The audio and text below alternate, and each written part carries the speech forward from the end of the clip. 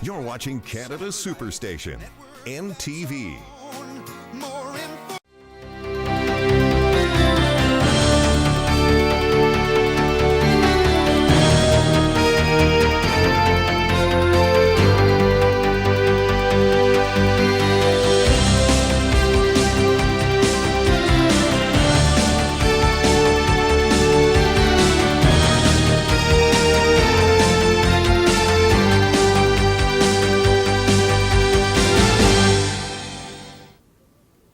Hello, I'm Tony Marie Wiseman. Welcome to the Week in Review. We begin our look back at the top stories of this past week with a government decision that will affect most all motorists in the province. The agony of the annual vehicle inspection is now a thing of the past. Government relaxed its regulations on inspections, claiming the general public was responsible enough to maintain vehicles in proper running order. It is a decision that Transportation Minister John Efford says will save the public $3.5 million. Kevin Simmons now with the details. We have found no evidence to prove, either nationally, and we certainly have no evidence to prove provincially, that accidents are caused by the vehicles, by the safety of vehicles on the highway. Today, Work Services and Transportation Minister John Efford announced that you are no longer required to bring your vehicle to a garage for its annual inspection. To get a license renewal, any car that is 4 years or older was required to get an inspection at an authorized vehicle inspection station. This onus is now on you to make sure your vehicle is in a safe running condition. To help you, there will be random roadside inspections. The minister says he has every confidence that people are not going to operate an unsafe vehicle.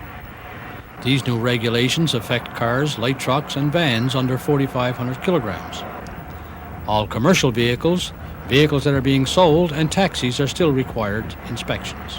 The onus now is back on the owner of the operator of the vehicle as opposed to the inspection station.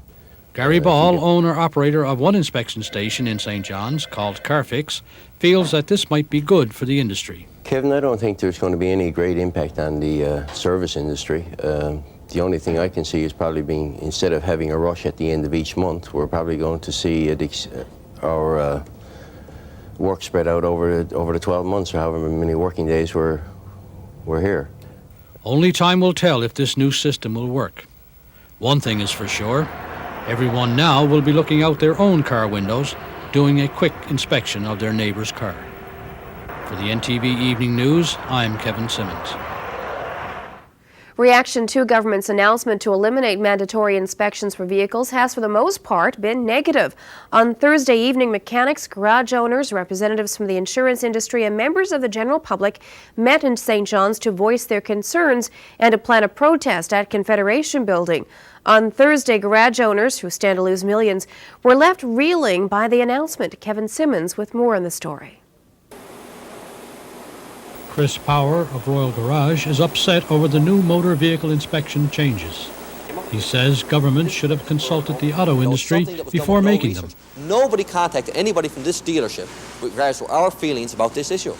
Nobody contacted the St. John's Automobile Association about this. Nobody contacted the service station owners about this. There's been no research. Yesterday, Works, Services and Transportation Minister John Efford announced the elimination of those inspections on vehicles 4 years and older. Today, reaction was swift. Power says the public is not always aware of their vehicle problems. No problems with it. When we inspected it, we found out the ball joints, idler arms, and tie rod ends were all gone in the vehicle. That vehicle was not safe to be on the road. As far as that customer was concerned, or that gentleman was concerned, it was safe. He didn't know the difference. He's driving. Power thinks inspections should remain, and vehicles that need repairs should be repaired. What do other people feel about the changes?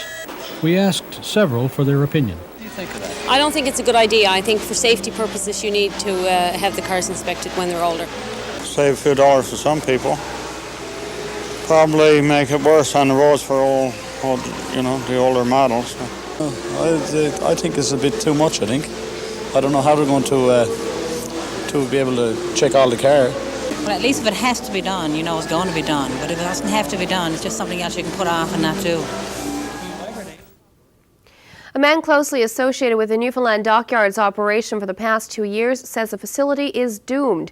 David Watson left the dockyard as its business manager over a week ago after some international contracts he had negotiated were scuttled by the yard's operators, Marine Atlantic.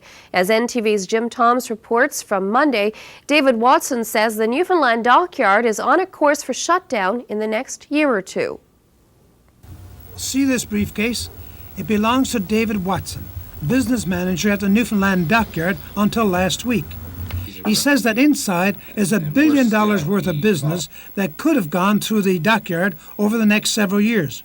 But he was stymied by the decision of Marine Atlantic President Rod Morrison that the yard must confine itself to markets in Atlantic Canada. If we are to pursue only business in Atlantic Canada, there's absolutely no need for the cost of a business development group. So the decision was made by the group that we would eliminate that department. So his position as business manager in effect became redundant, a frustrating departure for him after success in negotiating international deals. I was pretty angry. I think the group was pretty angry. I personally felt that Mr. Morrison was either ill-informed or not very smart. Because, one of the deals that fell by the wayside was a $200 million contract to build 39 fishing vessels for Peru. That was reported on NTV last week. Your report that I saw when I got back on the weekend is substantially correct. There are also other opportunities that were at a similar stage.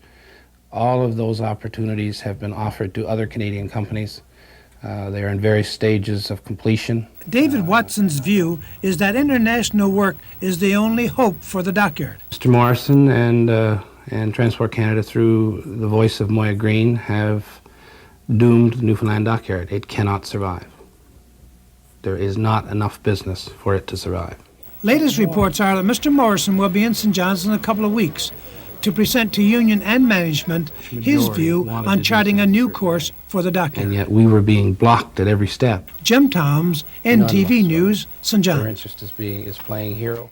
They were breathing a sigh of relief on Monday evening at Bull Arm. The 120,000-ton gravity-based structure was towed to its new site, and the move went off without a hitch.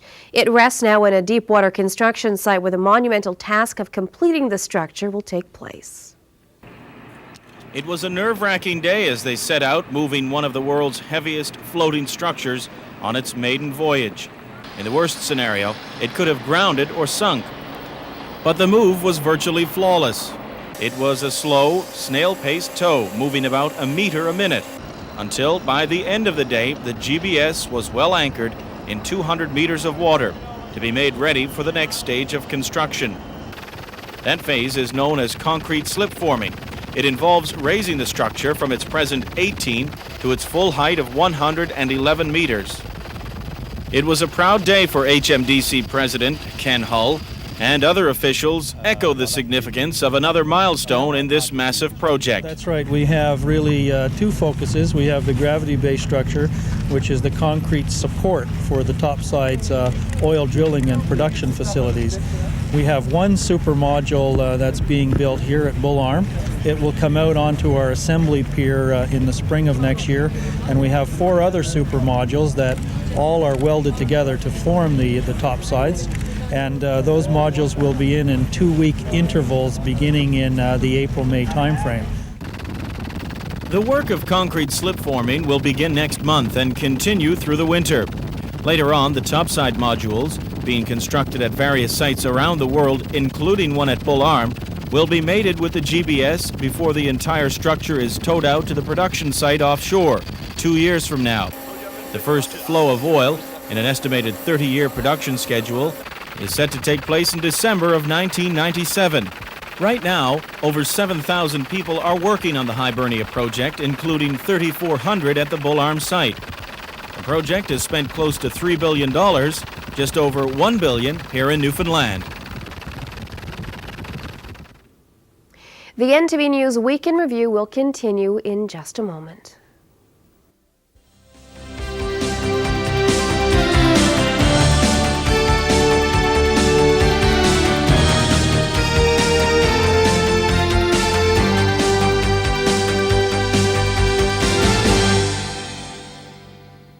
I'm Michael Connors. Join me every weekend on NTV's Issues and Answers as I interview the province's top newsmakers. That's Issues and Answers, airing at 12:30 every Sunday on NTV, 12 noon in most of Labrador.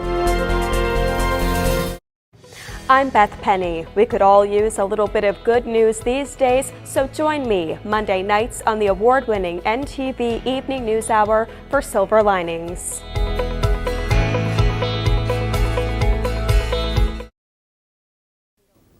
Welcome back. The Highland insurance story isn't over yet. Policyholders with a now insolvent insurance company are now calling for a full-fledged public inquiry into exactly what happened and why. About 150 people rallied in the lobby of Confederation Building on Tuesday afternoon. They were daring Justice Minister Ed Roberts to come down and speak to them. He didn't. NTV's Jim Toms now with the story.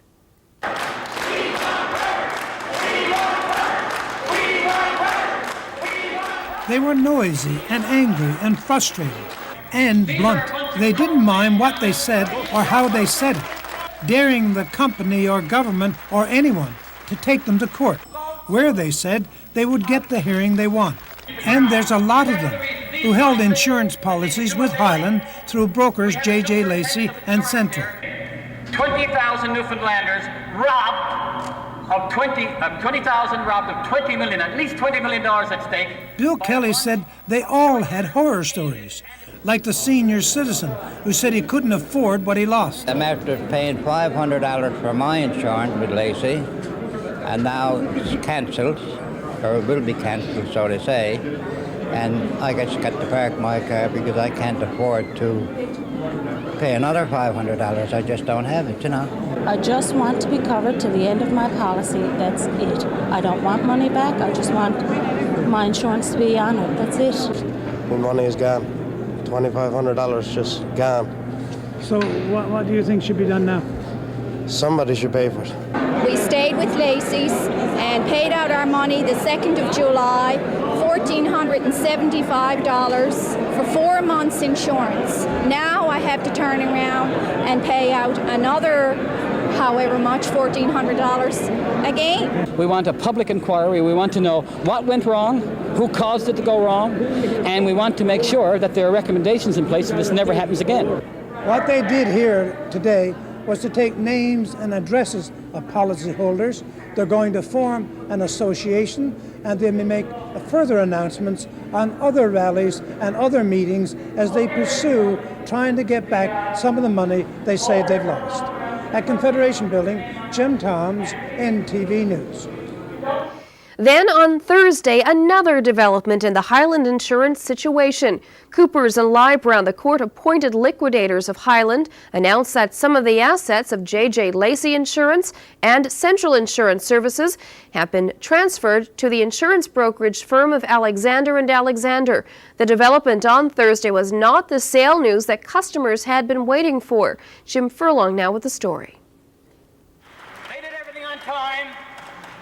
Policyholders from the J.J. Lacey and Central Insurance Companies have been looking for help from somewhere. Left high and dry because of the collapse of Highland Insurance, they've taken their case to the doors of government. For the past several days, there had been rumors of a sale of Highland Insurance to an unnamed buyer. That rumored sale was not the deal announced today. What has been agreed to is a transfer of some of the assets of J.J. Lacey and Central Insurance to another firm, Alexander and Alexander. Those assets, it turns out, are limited to files and client information. Jim Kirby is a senior vice president with Coopers and Lybrand, the liquidators. It's a sale of the book of business, the client files and the files of the customers of J.J. Lacey and Central Insurance Services Limited. As I said, what that will result in is increased return to the creditors of Highland. We have to be very careful that we don't convey to anyone that we have any rights or have assumed any obligations to the clients, policyholders, for return premiums or for claims. We have no legal standing in that issue whatsoever. We can only go forward from this moment. Going forward for Alexander and Alexander means selling insurance, but it is, at this stage, difficult to say exactly how many clients of J.J. Lacey and Central Insurance are left. The newspapers in recent days have been filled with advertisements from insurance companies looking to sign up the clients of the foundering companies. This is Jim Furlong reporting for the NTV Evening News. In other news now, there was a dramatic development at the second-degree murder trial of Randy Duken on Tuesday. Duken is charged in connection with the stabbing and strangling death of Brenda Young in June of last year. On Tuesday, the judge in the case told the jury that there is no basis for suggestions of a connection between the case and a case taking place in another courtroom.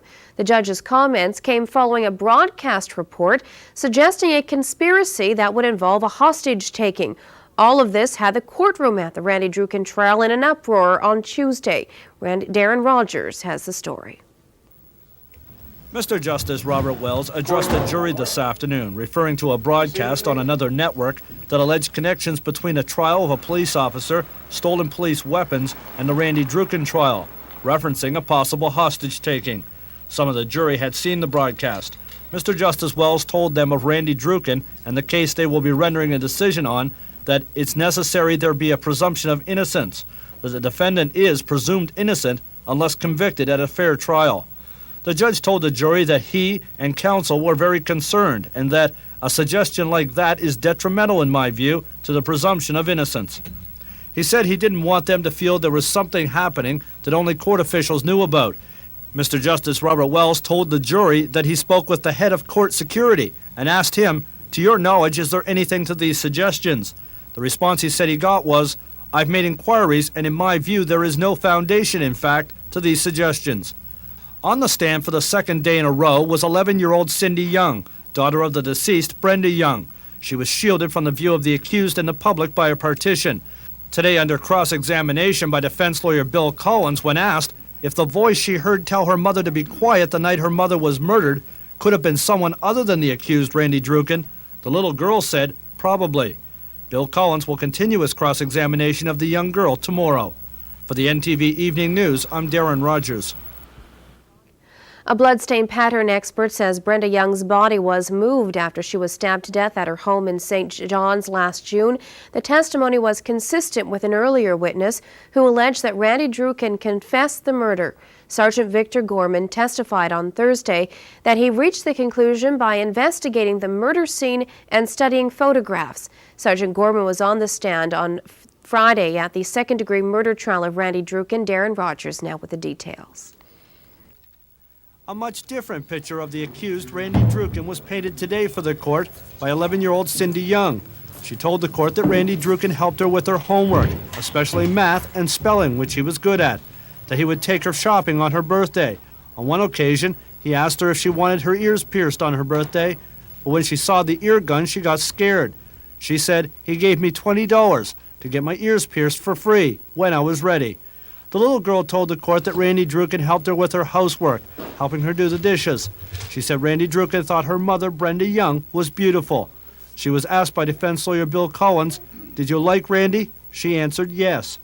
She was asked, "Was he good to you?" The little girl said yes. However, she admitted that after her mom's death, she was scared that Randy Duken would come looking for her.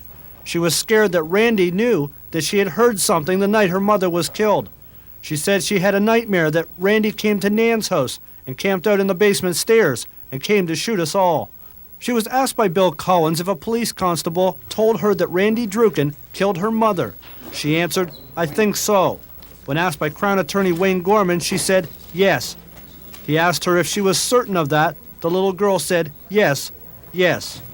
The girl also told the court that herself and her brother, her mom, and Randy had a lot of good times together. For the NTV Evening News, I'm Darren Rogers. The NTV News Week in Review will continue in just a moment.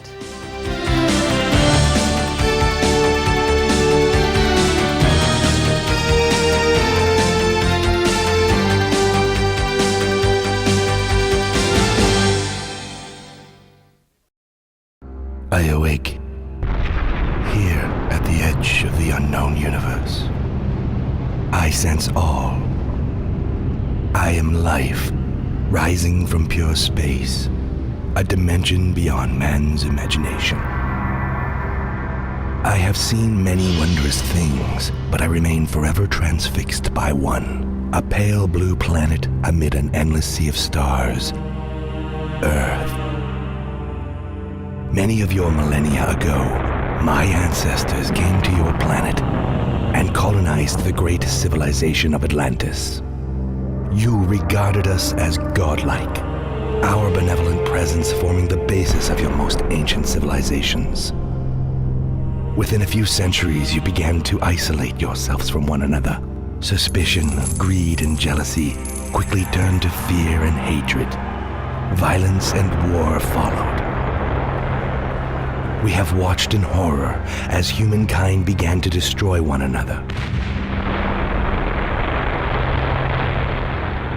The city of Atlantis had been our greatest gift to humanity, to be the repository of all future knowledge.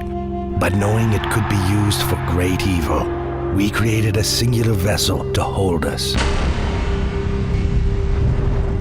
and swept Atlantis away forever. Many of your lifetimes passed before the tip of Atlantis was found once again. A strange power beckoned a Norse explorer to rest upon her ancient shores. His name was Leif Erikson. Today, you call this discovery Newfoundland.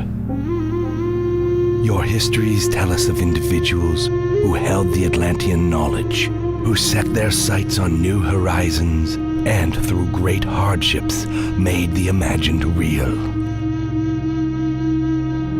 You took pride in your theories and machines of ever greater complexity. But it has fragmented your spirit and hurled you further away from true wisdom of life and its purpose. To connect with the oneness, the source of the universe. Now I, known to you as Captain Atlantis, the spirit of life from the universal mind, will answer your call. There are already children among you with exceptional gifts. They are the seeds of your future, and you must free them. Your nation's spirit will be known as Captain Canada. You can bring peace and understanding to the world through your deeds and actions. You have so little understanding of your powers, but you will learn. You will master the source energies of your world, communicate telepathically, and control the future with your thoughts. And you will finally achieve true understanding. You will build a new world of cooperation and prosperity. Then I will diminish and travel beyond all form. Eternity is your word for what awaits you, for there truly is no end. Welcome back to the Week in Review. St. John's South MHA Tom Murphy had an emotional defense on Thursday in the House of Assembly against opposition suggestions that he had done something wrong. Mr. Murphy has been claiming a per diem while the House has been sitting because he has an apartment in St. John's. His house, however, is in Torres Cove. That's brought him $6,000 a year for the past 5 years. The opposition says it wants an investigation. Jim Toms had this report from Wednesday. I did absolutely nothing wrong. That was Tom Murphy in the House this afternoon. He's allowed to claim a per diem of $75 as travel allowance from his home in Torres Cove while the House is in session, even though he has an apartment in the city. And only because I was advised by the Speaker's office that I didn't have to stay at Holiday Inn or any other hotel. You all know how sometimes you're here till midnight or 11 or 12 o'clock or what have you. That apartment, have all the bills, all the receipts, cost me about $11,000 a year. My per diem was $6. That means I subsidized the apartment by $5. It also means that I have to keep my home up, pay the cable, the phone, the light in my home, pay the cable, the phone, the light in the apartment. I have 2 bills for everything. The fact of the matter, Mr. Speaker, is this, that there are questions surrounding it. Kilbride MHA Ed Byrne brought it to the House. He wants an investigation, but denied he has already reached a conclusion that Mr. Murphy did anything wrong. And it's not my place to reach that conclusion. It is the place of the Speaker of the House of Assembly and his office. I think that I think the onus certainly was on both the opposition and myself as the employment critic, Mr. Murphy's critic, to raise the questions because... Mr. Byrne asked the Premier to look into it, and the Premier says he will. Well, the allegations that were made by the member in the House today, and I'll take a look at it. But Tom Murphy says any investigation shouldn't just focus on him alone. If there is going to be an investigation, and if the member from Kilbride wants an investigation, then so be it. I have no problem with it. But let it fall on 52 members, not on me. From the House of Assembly, Jim Towns, NTV News. Well, what could have been an incident that ended in tragedy was averted on Wednesday afternoon in the West End of St. John's. Quick-thinking health officials and police brought to a happy conclusion an unfortunate incident. Fred Hutton has more. At about 2 o'clock this afternoon, police were forced to reroute traffic from an area of Waterford Bridge Road near the east end of Bowering Park because a woman had climbed onto the railing of the overpass and was threatening to jump. When police arrived on the scene, the woman, who was approximately 30 years old, asked to see her doctor. When her doctor arrived, police were able to get the woman off the railing. She was detained under the Mental Health Act. Dave O'Leary was passing by when police stopped traffic. He said it took them about 30 minutes to get the woman down. What did you say? This young girl was out over the bridge ready to jump. Stayed, watched for about 20 minutes. Police moved in on her slowly. She turned her head and he just flicked her off onto the sidewalk. It's all over. How did you get her? A young Newfoundlander is making a name for himself in the Ontario Junior Hockey League. He is 15-year-old Daniel Cleary of Riverhead Conception Bay. His family recognized Daniel's talent and realized that he would have to move away in order to further develop his skills and hopefully someday make it to the NHL. During his first year in the OHL, the 5-foot, 11-inch, 190-pound left winger is turning some heads. With more, here is NTV's Fred Hutton. Daniel Cleary may be the Ontario Hockey League's youngest player, but in his first 20 games with the Belleville Bulls, he scored 18 goals and set up 20. That put him third among the top 10 scorers in the league. 5 of those points came in his very first game. Obviously, really boosted me up big time. You know, I went in, came really intimidated. You know, coming in as 15 years old. But the first game, you know, my line mates, even my whole team just boosted me right up. You know, made me feel just like home. The young Newfoundlander left his hometown of Riverhead last year to play Tier 2 for Kingston. It's been a major adjustment, but he knows the sacrifice will be worth it. It's really tough, you know, I get really homesick, but it's hard, you know, so I got to keep in touch with everyone back home and just try to keep you focused on hockey in school, you know. Gary Mavety has been coaching the Belleville Bulls for 14 years. Mavety says he's seen a lot of talented players, but says he's never seen a 15-year-old as good as Cleary. The puck seems to follow him. He's one of those guys that you'll be watching the game and all of a sudden you'll look up and say, well, where'd this 8 come from?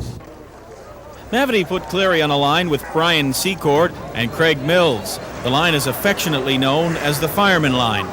And we got the red shirts, so we just something to joke around with, you know, get us going in the games when we're all down, and it really motivates us. You know, when someone says, oh, there's a fire in Pizza Hut, little sign, and then we all go, okay, let's go put it out. Daniel Cleary is on pace to score 116 points this year. When Mario Lemieux was 15 and played in the Quebec Junior League, he only racked up 96 points. This young sensation looks up to Wayne Gretzky. Already, scouts are watching him closely, and LA Kings scout John Stanton sees similarities with 99. I'm not saying he's a Wayne Gretzky, but he's his best kid I've seen since him at the same age. This guy looks like a first-rounder, early first-rounder right now. It dawns on me, you know, NHL, but love to play there, but I just take it day by day, you know, my first year in the league, just get my feet wet, you know, get used to everything around. And that concludes our look back at the week's top stories. I'm Tony Marie Wiseman. Thank you so much for joining us here on the Weekend Review. A reminder, please watch the NTV Evening News weeknights at 6, 5:30 in Labrador here on NTV, and please enjoy the rest of your weekend.